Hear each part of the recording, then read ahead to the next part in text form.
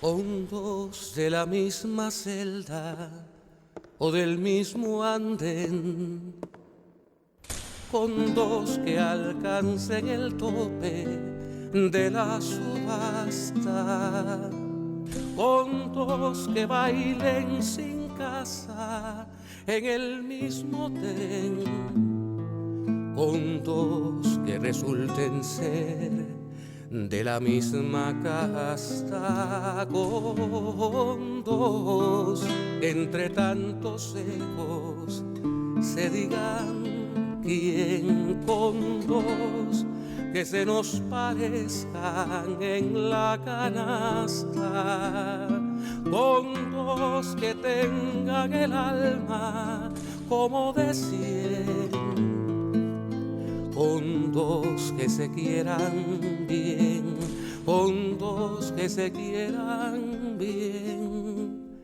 con dos que se quieran bastar, con dos que tengan el alma como de 100, con dos que se quieran bien, con dos que se quieran con dos que se quieran bastar. Un saludo a todos los televidentes que nos están viendo. Regresa con dos que se quieran, y yo en lo personal tengo el placer de formar parte de esa noticia. En este programa, especie de introducción, en el que hemos sentado al entrevistador como entrevistado, a Mauri Pérez Vidal. Bueno, no hace falta, Mauri, presentación ninguna. Sí, pero sí nos podemos dar la mano. Sí, claro que sí, claro que sí. Bueno, Mauri, nada, director, guionista, presentador, la mejor persona, yo creo, la más indicada para hacer una introducción sobre qué es lo que viene. Y vamos a comenzar por ahí, es decir, cómo se proyecta este regreso de Con Dos que se quieran. Bueno, esto fue una idea, hacer el programa, el original, fue una idea de Abel Prieto, y Abel siempre quiso que el programa se pusiera Y se mantuviera. y se repusiera. Ah, ya. Por motivos que no vienen al caso, aclarar, bueno, pues terminamos la tercera temporada. La primera temporada tuvo 60 programas, la segunda tuvo 90 programas y la tercera tuvo 70 programas. Y la idea era hacer una cuarta y luego una quinta, pero bueno, vino el COVID y ya eso perdió un poco el sentido, 2 años, y a él se le ocurrió la idea. Entrevisté a un cineasta italiano que yo admiro para la videoteca Contracorriente del IGAI, Giuseppe Tornatore, lo recuerda mucho la gente por su película Cinema Paradiso, que fue un premio Oscar, y lo entrevisté, me reencontré allí, lo entrevisté en el 99, me reencontré a finales de diciembre, me reencontré con amigos del ICAI de toda la vida y Abel me hizo una trampa y cuando vine a ver estaba en los estudios del ICAI primero, después en Abdala y después en Legrand. Ahora, se reponen todas las temporadas, la primera, la segunda y la tercera, y creo que hay cosas nuevas. Sí, se reponen todos los programas y en el orden en que fueron saliendo al aire. Eso es absolutamente indispensable. O sea, la primera temporada la empezó Rosita Forné y la terminó Silvio Rodríguez. La segunda temporada la inició Carlos Varela y la terminó Cándido Fabré. Y la tercera temporada la empezó Mireillita Luis, nuestra gran voleibolista, y la terminó Ana Fidelia Quirós. Se van a transmitir. Ahora, por idea de José Carlos, director general de la televisión, los veranos, pues esto vamos a estar 4 años al aire, los veranos y los inviernos vamos a hacer unas veces 4 y otras veces 8 programas nuevos, con gente de ahora. Estoy pensando en que estoy loco por entrevistar a Mijaín López, por ejemplo, Claro. los científicos nuestros que crearon la vacuna. Y se me ha quedado así como mucha gente, muchos artistas que podía haber llevado, y muchos artistas nuevos que en estos 5 años sin estar al aire, pues han surgido. en novelas y en películas y en eso. Me falta mucha gente, la verdad. Amaury, yo quiero regresar otra vez al inicio, porque hay antecedentes, no solamente el que mencionabas, está también aquel programa que hiciste muy personal, que fue como una especie de, era más o menos un concepto parecido, pero quería que nos contaras también cuando ya comenzaron a concebir con Dos que se quieran, cuál era el propósito, cuál era la idea, o sea, qué diferencia querían marcar con respecto a otros tipos de programas que ha Sí, habido en la bueno, ahora hay televisión. muchos programas como Con Dos que se quieran y qué bueno. En aquel momento siempre fue en dos sentidos. Un sentido era mostrar la vida íntima hasta donde quieren de nuestras grandes personalidades, de la ciencia, de la cultura, en fin, de todas las manifestaciones, sobre todo artísticas en la primera. Para mí era un gusto hacerles un homenaje a cada uno de mis compañeros. Algunos eran muy cercanos. La gente decía, y a mí me daba mucha risa, el programa, gente que bromeaba y decía, Sí. Amaury y sus amiguitos, parafraseando. Fue una de las poquísimas críticas, se puede decir, que le Sí, hicieron al programa. bueno, esa Pero era eso tiene una respuesta, Amaury. Bueno, claro, porque el problema es que muchas de las personas, hay gente que llega a tu vida para quedarse para siempre. Claro, claro. Y hay gente que tiene un momento de intensidad en tu vida y después se desvanece. Hubo una época, cuando yo era joven, aunque tú no lo creas y no lo crean los televidentes, yo fui joven también y niño, de hecho. En esa época todos éramos casi iguales. Lo único que nos diferenciaba era las profesiones. Si tú eras bailarín, si tú eras artista plástico, si tú eras músico. Por poner solo 3 ejemplos.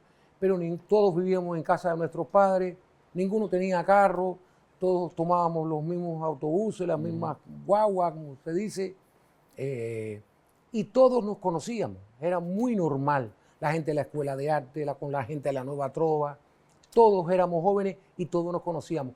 Pero de todas maneras es bueno que te aclare que yo no era solo el que proponía a quienes iban al programa.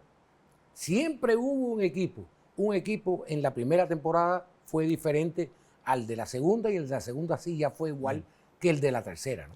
Sí, pero hay algo también que no se puede soslayar y es que vienes de una familia en la que tu niñez fue prácticamente ese roce. Es decir, hijo de Consuelo Vidal, hijo de Amaury Pérez, tu infancia fue corriendo por lo que es hoy el ICRT o fue hasta hace poco el ICRT.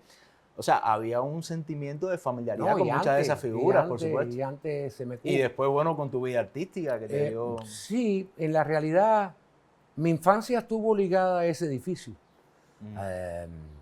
El primer bautizo que se transmitió en América Latina. En América Latina, Nunca lo voy a olvidar. en vivo. Sí. Pero bueno, sí, yo tuve una infancia hermosa, tanto en Fontanar, mi planeta, como he dicho muchas veces, donde yo tuve mi primera novia, como está casadísima, no voy ni a decir el nombre, y fui feliz ahí y fui feliz también en CMQ, fui muy feliz, y en el ICR fui muy feliz, y en el ICRT también. Oye, yo también, por la profesión, he estado muchas veces, bueno, casi siempre, del lado del entrevistador, ¿no? Y casi siempre el entrevistado te pide un adelanto de algunas preguntas, algunas pautas. Eso no pasaba en Con Dos que se quieran. Era una sorpresa prácticamente cuando se llegaba ahí. No, y lo juro por Dios, es decir, nadie sabía lo que yo le iba a preguntar. Y voy a ser todavía más osado. Ni yo mismo sabía lo que iba a preguntar muchas veces. Yo tengo un equipo, Carmen Rosa Báez, Peti González Gutiérrez, mi esposa, Solís, el director de fotografía, que me ayudó tanto, algunos amigos, éramos un grupo pequeño. Y ahí se hablaba, ellos me buscaban información y yo asumía esa información, pero yo no podía preparar las preguntas, porque preparar las preguntas trae el riesgo, una, de que estés pensando en lo que vas a preguntar y no estés escuchando. y otras que te pierdes la oportunidad de la contrapregunta, porque puede salir una pregunta de una Y la respuesta. espontaneidad a veces también. Eso se pierde. Y yo no voy a decir con quién, solo cometí con un invitado de los 250 que entrevisté, un error, Amaury, cuando eso que sucede, fue contarlo. cuando eso sucede, que la entrevista no se prepara y de alguna manera el entrevistado se sorprende con la pregunta, a veces ocurren cosas muy bellas, sobre todo después, es lo que no sale en pantalla.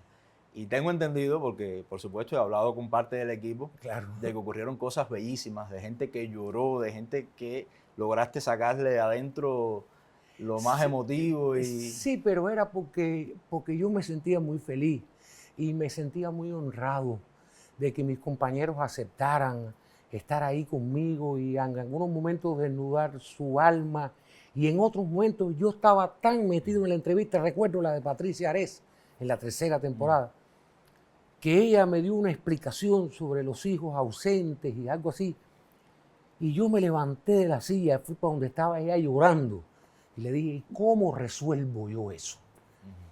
O sea, quiere decir que el programa, yo me involucraba tanto, yo no era un simple espectador, yo era una persona que estaba ahí para homenajear y para salvar la memoria cultural, científica y deportiva de nuestro país. Bueno, muchos usan ahora el término patrimonial. Y yo creo que realmente con Dos que se quieran, con estos más de 200 programas, es un programa patrimonial, porque Amaury se ha llevado allí a grandes figuras de la historia de Cuba, o sea, de la cultura cubana, que han hablado de su vida, pero han hablado a través de su vida de la historia de este país en los últimos años también. ¿Fue ese un objetivo, un principio al inicio? Al principio había un poquito de improvisación por mi parte. O sea, yo me empecé a dar cuenta en la primera temporada, en un principio nada más que se iba a hacer una. La gente dice, no, la primera, que era donde estaban las... No, en todas había gente muy importante, pero yo no sabía que iba a haber dos, ni que esto iba a tener un calado tan importante. Yo quería homenajear a mis compañeros de profesión. Cuando hablo de que el programa era cultural, la ciencia es cultura, el deporte es cultura. Pero yo quería marcar muy bien, muy claro, porque yo soy un patriota y un martiano. Yo quería que la gente supiera que ese que yo estaba entrevistando también lo era. Y esa pregunta rondó en la primera temporada. Pero fueron respuestas geniales, muchas. Sí, algunas fueron muy sencillas. ¿Qué significa para usted, para ti, Cuba? Las respuestas fueron tremendas. Cuba, claro, porque ahora cuando la gente vea van a ver que hay artistas que ya no, o otros que por trabajo incluso no viven en Cuba. Pero no vivir en Cuba no quiere decir que tú no ames. No quiere decir que tú no ames a tu país, que tú no ames tus raíces, que tú no ames tu historia. Porque, como dice un escritor húngaro, que yo admiro mucho, Sándor Márai, tú no puedes cambiar de patria ni una sola vez. Solo puedes cambiar de papeles. Un homenaje era lo que yo quería hacerle. Y aprender, y aprender, y aprender. ¿Tú sabes cuánto yo aprendí en esos programas? Escuchando las historias. En algunos casos yo las conocía, pero en otros casos no. Imagino que llevaba una investigación tremenda, porque también con Dos que se quieran tuvo algo importante desde el punto de vista periodístico. Eran figuras muy públicas que habían sido muy entrevistadas muchas veces, sin embargo se logró una entrevista totalmente diferente. Imagino que con ese gran equipo era una investigación profunda, ¿no? Bueno, lo que pasa es que a mí esto era una ventaja y también una desventaja. Yo no soy periodista, yo soy músico. Y el hecho de no tener que hacer una entrevista periodísticamente perfecta, con todos los códigos que enseñan en la escuela, y está muy bien, tenía que haberlo pasado si me hubiera interesado, me daba la libertad de que yo era un colega entrevistando a otro colega. Hay programas donde yo llegué aquí y no podía salir de lo que había escuchado. Y así recuerdo mucho. Por ejemplo, de nuestra primera temporada, que vamos a estar más de un año al aire, hay hay más de 30 personas que ya no, Que ya ya no no están, pero están sus familias, pero están sus vecinos, pero están los cubanos que lo admiraron, que admiraron a esas personas. Y será para mí hermosísimo volver a verlos. Eso era una pregunta que también me llamaba mucho la atención. Es decir, como un artista que por lo general está en el rol de entrevistado, o tuvo la valentía, que no todos lo tienen, de tener un programa y hacer función prácticamente de periodista. Bueno, en algún sentido sí, periodista. Y tan bien que lo hizo, la verdad. Sí, pero cuando me lo decían, a mí me da mucha vergüenza. Nunca me sentí periodista. Quiero pensar que yo era un hombre, sencillamente, que quería entrevistar a una mujer o a otro hombre en todas las profesiones. Soy muy estudioso, eso sí. Me he pasado una vida entera leyendo. Me interesan las artes, me interesa el deporte, me interesa la ciencia. Y soy muy curioso y quería llevar esa curiosidad también a televisión. Yo creo que la gente lo recibió. Claro, yo no me llamo engaño. El peor, el riesgo más grande que uno corre y la tontería más grande es intentar agradarle a todo el mundo. Eso es directo al fracaso. Claro. Había un público que seguía con dos que siquiera y había gente que sencillamente no le interesaba. Y fue una forma diferente de contactar con el público, ¿no? Más allá de cuando uno sube a un escenario y tocar una canción. Porque, a ver, habían dos cosas, ¿no? Yo quería preguntar por las críticas, cómo se manejaba dentro del equipo, cómo la manejaba, pero también hubo mucho amor y hubo muchos mensajes muy hermosos. Yo recuerdo que se publicaban en Cuba Debate el texto de la entrevista y había que leer lo que la se primera, decía. sobre todo. Lo bárbaro que tenía eso era, y para mí no, me he pasado la vida entera haciendo música, haciendo canciones, y para una generación o dos, yo soy el tipo que salía en televisión haciendo preguntas. Ah, tú eras el que salía en televisión haciendo preguntas. ¿Serio? Digo, sí, claro. Y era verdad que también hacía eso, ¿no? Pero también dirigía espectáculos, pero también estaba grabando discos, pero también estaba, en todos estos años, también he publicado 2 novelas, un libro de cuentos. O sea, yo soy una persona muy tranquila. Por eso estos años, grabé muchos discos en estos últimos 5 años, más de lo que debía, y escribí más de lo que debía, y ahora me acompaña en la página oficial de Amaury Pérez en Facebook y en Instagram y en todo eso, que no la llevo yo, que soy un topo para todo eso, pero que la lleva unos amigos mexicanos, un amigo mexicano, Emanuel Arcega, se hace desde allá, y tengo muchísimos seguidores, vaya, para la edad que yo tengo y no estar tan famoso y eso, está bastante bien.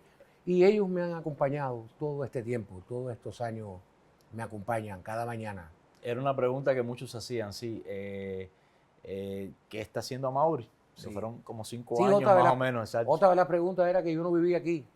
¿De dónde vivía yo? Estás aquí, estás de visita. No, yo vivo aquí. Es decir, siempre he vivido aquí, pero trabajo mucho fuera.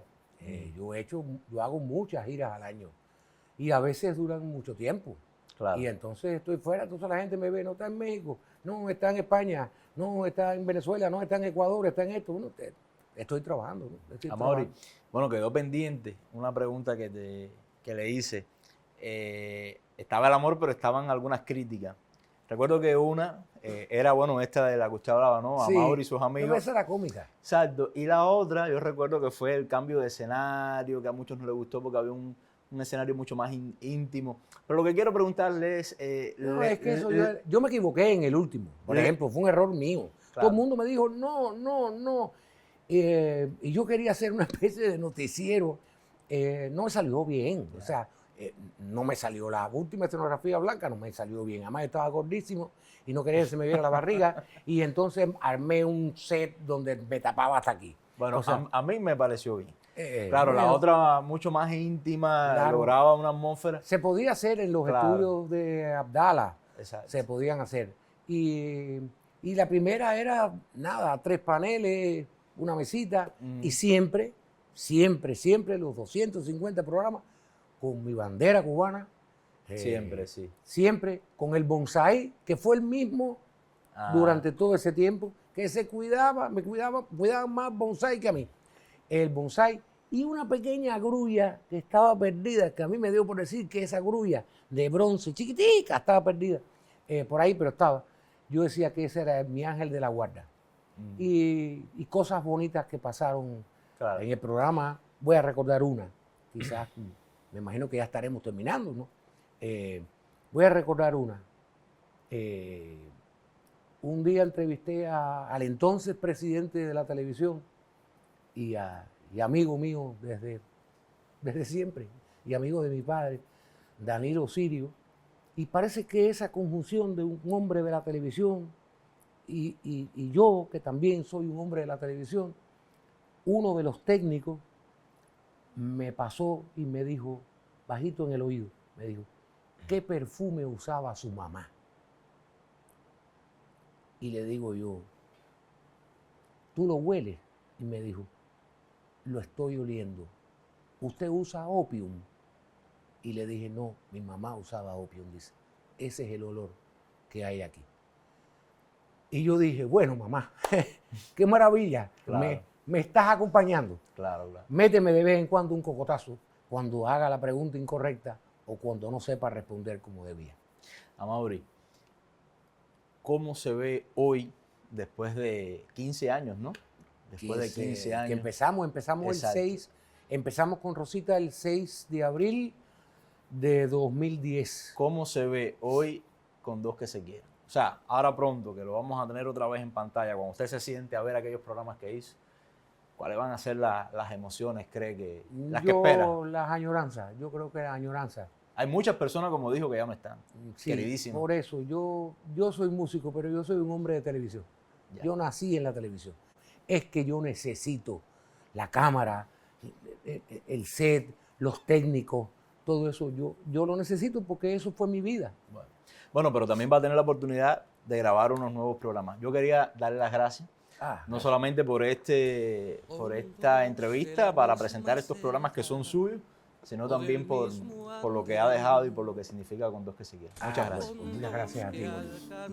Bueno, y a los televidentes a disfrutar, ¿no crees? Y muchas gracias también por la atención. Con dos que bailen sin casa en el mismo tren, con dos que resulten ser de la misma casta, con dos entre tantos ecos se digan quién, con dos que se nos parezcan en la canasta, con dos que tengan el alma como de 100, con dos que se quieran bien, con dos que se quieran bien, con dos que se quieran bastar, con dos que tengan el alma como de 100, con dos que se quieran bien, con dos que se quieran bien, con dos que se quieran bastar.